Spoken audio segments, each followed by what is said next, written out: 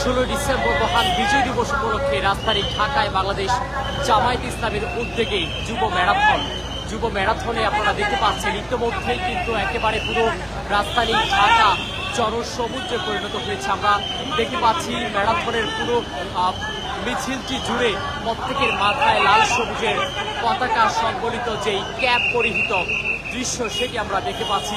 একই সাথে এখানে হাজার হাজার ছাত্র জনতা যুবক সম্মিলিতভাবে কিন্তু স্বতঃস্ফূর্ত অংশগ্রহণ করেছে আজকের এই যুব ম্যারাথনের শুরু থেকে শেষ পর্যন্ত আমরা দেখতে পাচ্ছি হাজার হাজার যুবক প্রত্যেকেই কিন্তু বিভিন্ন স্লোগান দিচ্ছেন বাংলাদেশ জামায়াতে ইসলামের নামে।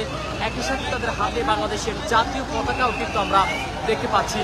প্রত্যেকেই কিন্তু বলছেন বিগত সময়গুলোতে বিশেষ করে জামায়াতে ইসলামের বিরুদ্ধে সংগঠিত অপপ্রচারকে কেন্দ্র করেই কিন্তু আসলে তারা এই প্রথমবারের মতো রাজধানীতে প্রকাশ্যে বৃহৎ আকারে যুব ম্যারাথন অর্থাৎ 16 ডিসেম্বরের যে আনুষ্ঠানিকতা মহান বিজয় দিবস তারা উদযাপন করছে। এবং